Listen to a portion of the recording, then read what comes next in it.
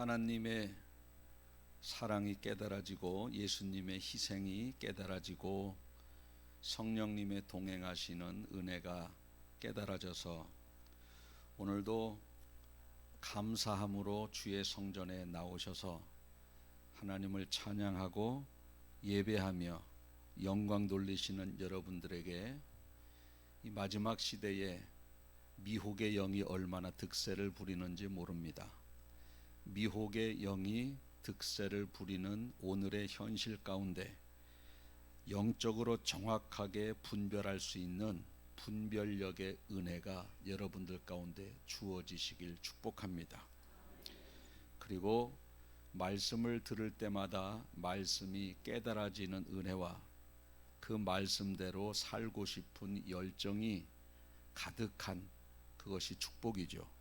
그러한 은혜가 오늘 이 시간 임하길 축복합니다. 아멘. 저희 사촌 형님 중에 60 중반을 넘어서 70을 바라보는 사촌 형님이 한 분 있습니다. 도청 공무원으로 근무하다가 정년을 맞이해서 자신의 그 연금도 일시불로 찾고 재산을 그렇게 다 팔아서 충청북도 끝에 추풍령에서 사과 과수원을 하나 큼지막하게 그렇게 개간해서 이렇게 하는 그러한 형님이 있었습니다.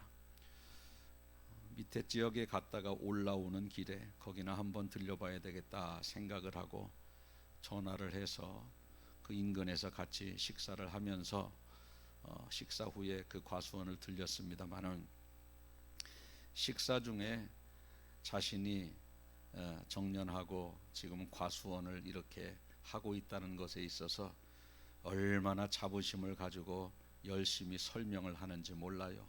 한참 설명을 합니다. 저 말할 기회도 없어요. 뭐도 이거는 뭐가 무슨 종자고 뭐가 어떻고 이제 나의 노후는 뭐가 어떻고 뭐가 어떻고 포크레인도 사고 거기다가 집을 짓고 뭐 애들 뭐 다 출가시켰고 쭉 이제 과수원에 사과가 달리면 이거 팔고 이게 뭐 그 지역에서 가장 뭐 고지대라서 당도도 높고 하면서 얼마나 신이 나게 그렇게 자신의 앞날을 이야기하는지 몰라요. 저는 목사라 제가 항상 믿지 않는 친척들을 보면 복음을 전해야 되겠다라는 생각을 늘 가지면서 잠시 그 형님이 말을 중단한 사이에 그래도 예수님을 믿고 천국 가야 되지 않겠습니까? 그랬더니 이 천국 좋지. 그러면서 또 자신의 과수원 이야기만 또 쭉 하는 겁니다. 1시간 반 동안. 근데 왜 이렇게 불쌍해? 저는 그분은 열심히 신이 나서 설명하는데 저는 왜 이렇게 불쌍한지 모르겠어요. 저분이 은퇴하고 연금 나오겠다. 예수님 믿고 교회 섬기면서 열심히 헌신하면서 살다가 주님 앞에 가면 얼마나 좋을까. 저 과수원 하나 만들어 놓고 얼마나 손이 많이 가는데 평생 일을 하다가 죽어서 지옥 가는 그 영혼을 바라보니까 너무 불쌍한 거예요. 너무 제 눈에는 그렇게 보여요. 왜 이렇게 불쌍해 보여? 본인은 자랑을 그렇게 열심히 해요. 뭐 사과 종자가 뭐가 어떻고 고지대라 당도가 높고 근데 너무 불쌍한 거야. 여러분들이 믿지 않는 사람이 여유롭게 사는 것을 자랑할 때 불쌍해 보여요? 부러워 보여요? 왜 말들을 못 하십니까? 불쌍해 보이면 정상적인 신앙생활을 하고 있는 거예요. 부러워 보이면 병든 신앙입니다. 병든 신앙. 교회를 다니면서 나는 왜 저 사람은 안 믿는데 저렇게 여유롭게 잘 사는데 나는 믿는데 왜 이래요? 이런 사람들 분명히 있어요. 정상적인 신앙인은 믿지 않는 사람들의 부귀영화가 불쌍해 보여야 되는 거예요. 불쌍해 보여야 되는 거예요. 여러분들에게 그러한 영적인 통찰력이 있었으면 좋겠어요. 거 가서 침을 질질 흘리고 원망불평하면서 미혹당하고 그러지 말고, 우리가 가장 행복한 사람입니다. 우리보다 더 행복한 사람이 어디 있어요? 최고 행복한 사람이지. 돈 많으면 교만해지는데 교만하지 않을 정도로, 굶어 죽지 않을 정도로 항상 기도할 수밖에 없는 환경을 하나님이 허락해 주시고, 곁길로 갈 때마다 환경 치고 물질 치고 건강 치고 또 돌아오게 만들고, 헌신의 자리를 떠날 때마다 영적인 부담감을 주셔서 또 헌신의 자리에 나가서 헌신할 수밖에 없고, 최고의 축복이지. 최고의 축복. 할렐루야. 가장 복받은 사람이에요. 가장 복받은 사람. 창세 이후부터 지금까지 많은 사람이 태어나고 죽었습니다마는 그 수많은 사람의 죽음 중에 가장 아름다운 죽음, 숭고한 죽음을 꼽으라면 예수님의 죽음이다. 예수님의 죽음. 이렇게 말씀드릴 수가 있겠습니다. 우리가 그리스도인으로서 그리스도인의 인생을 살다가 그리스도인다운 죽음을 맞이하기 위해서 예수님의 죽음을 묵상하는 것은 참으로 필요한 일입니다. 그러면 오늘 본문 속에서 예수님은 죽음을 앞두고 죽음에 임박해서 어떤 삶을 살았는지 히타 꺼주시고 묵상하는 시간 되기를 바라겠습니다. 첫째는 예수님은 죽음 앞에서 모든 사람을 품으면서 죽음을 맞이하셨습니다. 모든 사람을. 죽음을 앞두신 예수님은 죽기 전에 제자들의 발을 씻겨주셨는데, 그 제자들 속에는 자신을 팔아먹은 가룟 유다도 있었어요. 예수님은요, 가룟 유다가 자기를 팔 것을 알고 계셨고, 그래서 마지막 성만찬 때 이 중에 나를 팔 자가 있다고 이야기를 하지 않습니까? 알고 있어요. 왜? 선지자들이 예언을 해놨기 때문에. 가룟 유다가 자기를 팔아먹을 것도 알고 계셨고, 베드로가 자기를 부인할 것도 알고 계셨습니다. 그렇지만 그런 가룟 유다의 발도 뽀독뽀독 닦아주셨어요. 우리 어머니 뽀독뽀독 닦아요. 발을 닦아주셨어요. 팔아먹을 거 알고. 그리고 예수님의 수제자라고 의기양양했던 그 제자도 결정적일 때 부인하지 않습니까? 알고 계셨지만 그러한 자기를 부인하고 세 번째는 저주하면서까지도 부인할 그 베드로의 발도 예수님이 씻겨주셨습니다. 이렇게 예수님은 자신의 마음속에 큰 상처를 주고 생명까지도 은삼십에 바꾸는 그런 사람들까지도 모두 품었다. 모두 품었다. 여러분, 마지막 인생 사시는 우리는 다 마지막이에요. 젊다고 많이 남은 거 아니잖아요. 갈 때 순서가 없으니까. 우리는 항상 품으면서 살아야 돼. 항상. 여러분들에게 품지 못하는 사람들이 분명히 있을진데, 품을 수 있는 전능하신 하나님의 능력이 충만하게 임하셔서 예수님처럼 가룟 유다도 품고 베드로도 품는 능력이 임하시길 바라겠습니다. 심지어는 예수님은 자신을 조롱하면서 십자가에 못 박는 병사들도 용서하셨어요. 자, 십자가에 못 박혀 죽는 사람의 심정이 얼마나 힘들겠습니까? 근데 거기다 대고 조롱을 해요. 아이고, 그럼 잘 죽는다. 뭐 어떻게 조롱했는지 모르겠어. 조롱했다고만 나오니까. 아이고, 고소하다.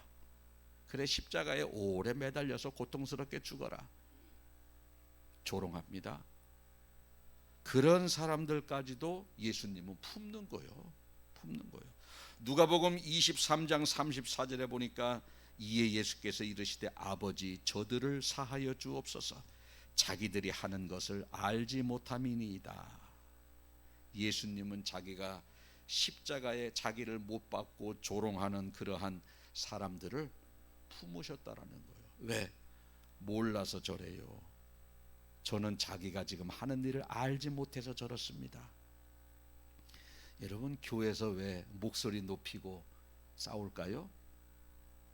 그렇게 하면 성도가 상처받고 교회가 무너진다는 것을 모르는 거예요. 코앞만 보는 거예요. 눈앞만 보는 거예요. 몰라서 그러는 거예요. 몰라서. 알면 그러지 않습니다. 예수 그리스도의 몸된 교회가 조금이라도 무너지고 신앙이 연약한 자들이 상처받는 일이 있으면 절대 교회에서는 함부로 행동하고 함부로 말하지 않습니다. 내가 이렇게 말하면 저 사람 상처받을 텐데, 내가 이렇게 말하면 우리 교회 분위기가 이렇게 될 텐데, 이게 생각을 폭넓게 하고 깊이 있는 사람은요, 자신의 감정을 다스려요. 품습니다. 저 사람은 왜 저렇게 하나? 왜 저렇게 혈기내고 저렇게 여기저기 가서 모임에만 저 사람만 가면 왜 분위기를 저렇게 만드나? 몰라서 그러는 거예요. 몰라서.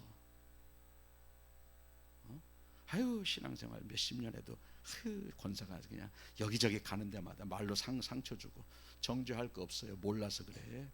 몰라서. 그 사람은 그게 의인 줄 아는 거예요. 그게 교회를 무너뜨리는지 모르는 거예요. 모르니까 그러는 거예요. 여러분들이 그런 분들 보면은 주님 몰라서 저래요 하면서 기도하는 거예요. 분별력과 영적인 성숙함 갖게 해달라고.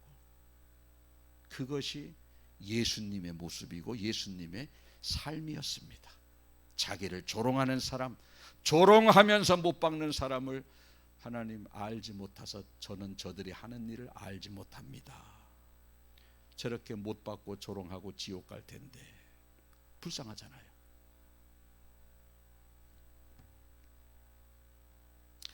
이와 같이 그 사람의 그 순간만 보면 미움이 나가고 용서할 수 없지만 폭넓게 보고 영적으로 보면 불쌍한 거예요. 가룟 유다도 불쌍하고, 왜 선지자를 통해서 은삼십에 파는 제자 한 사람이 분명히 나타난다고 했는데 왜 그게 너냐 하필. 차라리 너는 이 땅에 태어나지 않았으면 훨씬 더 좋았을 텐데. 예수님이 누군가가 그 일을, 예수님을 팔아먹는 사역을 해야 되는데 왜 하필 너냐. 아유, 너는 안 태어났었으면 좋았겠다. 영적으로 바라보니까 자기를 팔아먹는 사람이 불쌍한 거예요. 불쌍한 거예요.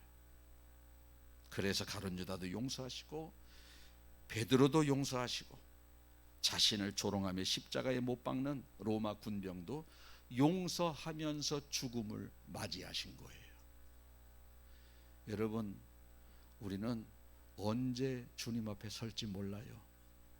모든 사람을 폭넓게 보고 영적으로 바라보면서 다 품을 수밖에 없는 그러한 사람으로 보여져서 예수님처럼 다 품는 마지막에 인생 후반부에 아름다운 삶을 사시는 여러분들 되시길 축복합니다. 아멘. 둘째로 예수님은 죽음을 피하지 아니하십니다. 여러분, 죽음을 선택하는 사람이 과연 얼마나 될까?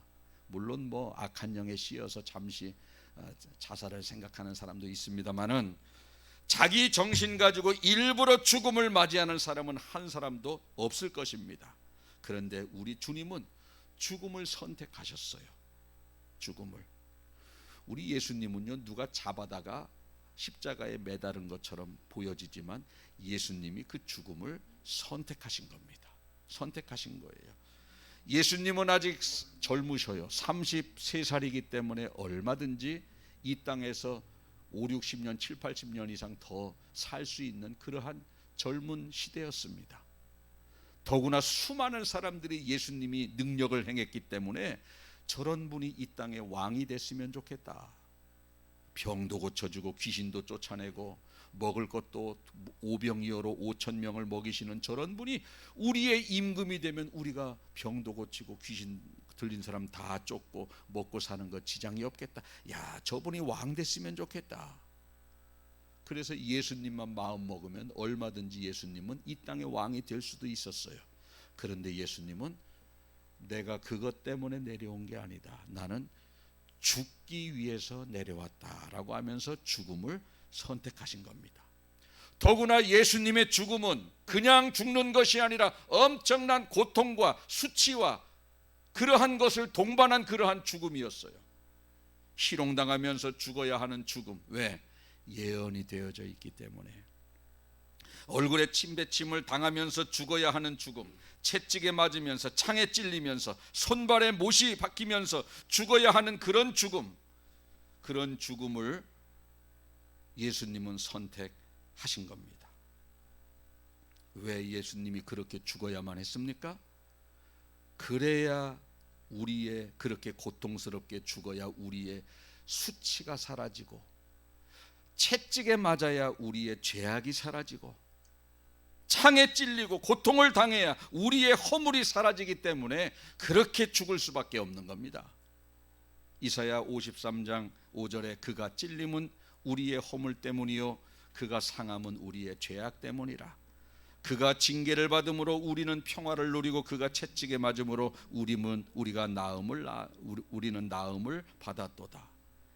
예수님은 창에 찔리고 채찍에 맞아 몸이 상하고 고통스럽게 죽으셔야 저와 여러분들이 지옥에서 천국으로 옮겨질 수가 있기 때문에 예수님은 그렇게 죽을 수밖에 없는 겁니다. 그분이 채찍에 맞을 때마다 우리의 죄가 사해지는 거거든요.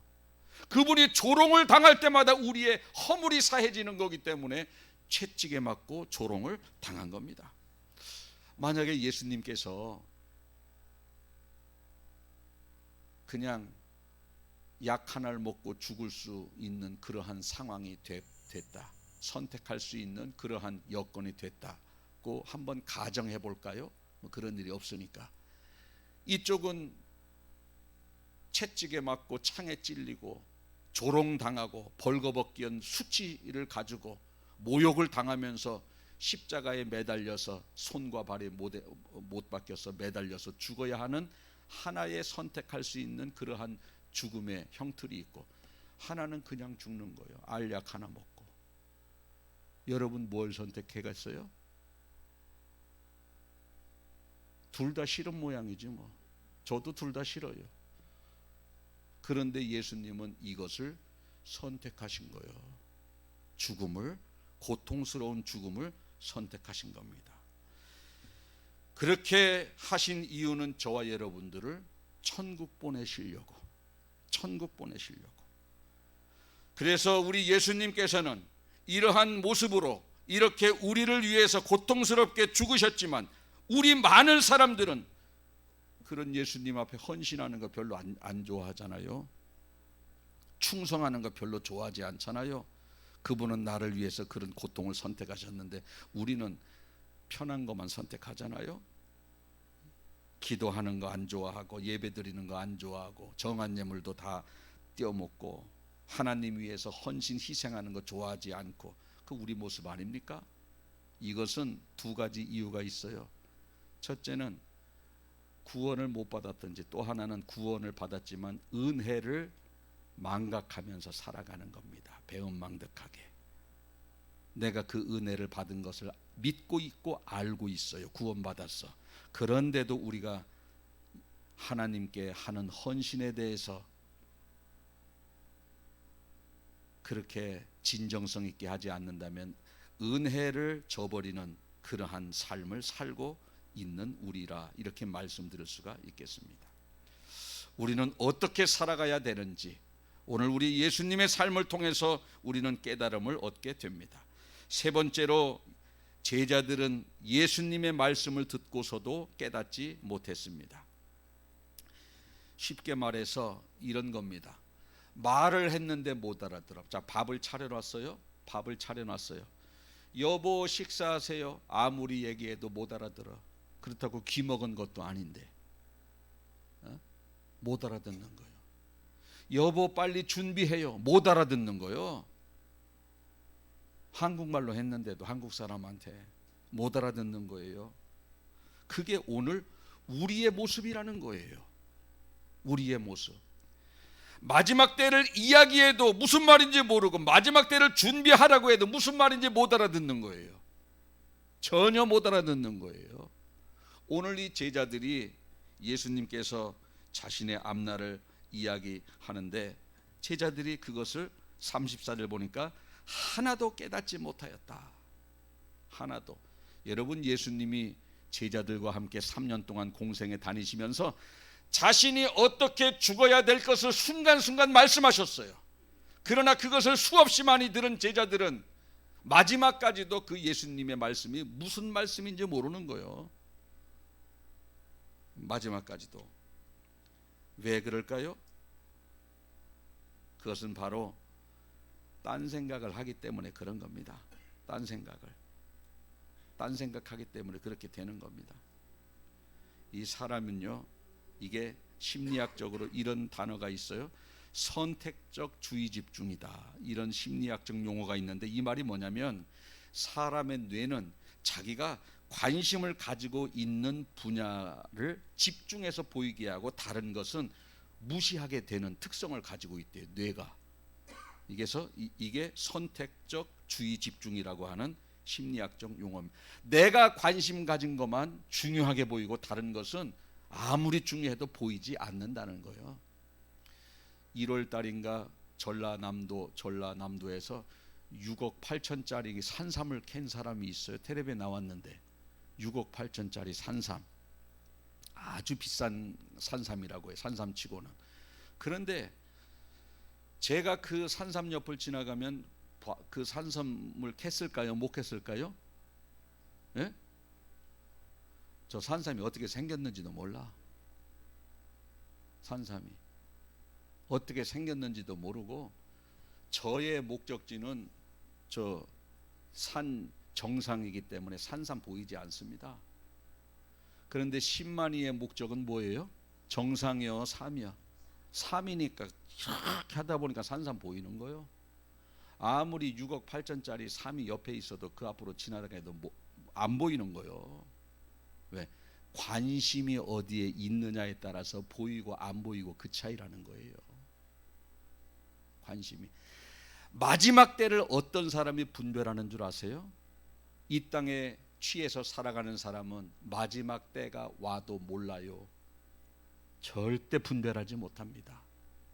그러나 우리가 이 땅에 살아가는 동안 아무리 바쁘다 할지라도 요한계시록 배운 말씀을 늘 생각하면서 시대를 바라보고 바쁜 일정 속에서도 주님과 항상 성령님과 교통하면서 삶을 살게 되면 우리의 성령께서는 우리의 마음과 생각을 통해서 말씀하시는 거예요. 정신 차리라고 말씀하시는 거예요.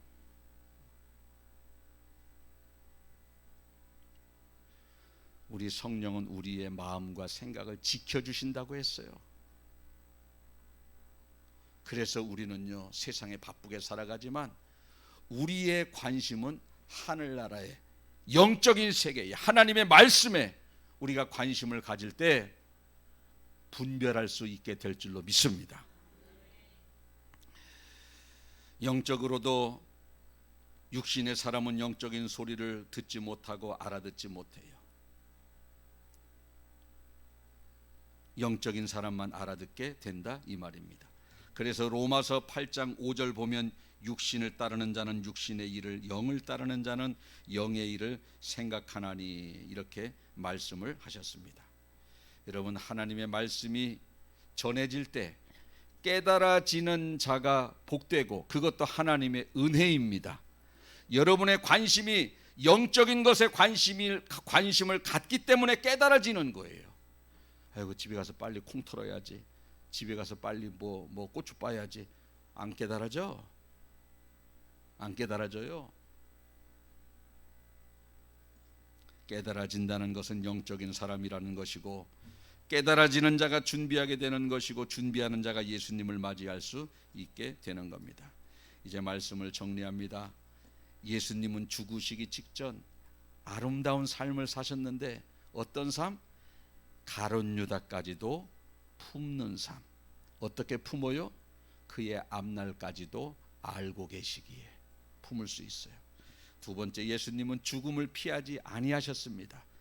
여러분들도 예수님은 죽음을, 고통스러운 죽음을 피하지 않는 이유가 우리 때문에, 우리도 신앙생활하다가 예수님 때문에 때로는 희생해야 될 때가 있어요.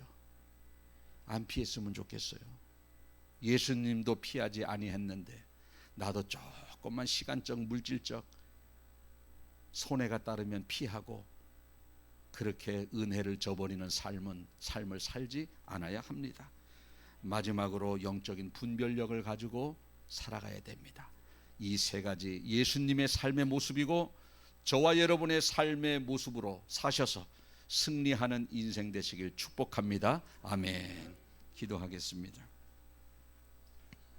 사순절 넷째 주일 예배를 드리면서 죽음 앞에 서신 예수님이 어떻게 사셨는지 오늘 말씀을 통해서 깨달음을 얻게 되나이다.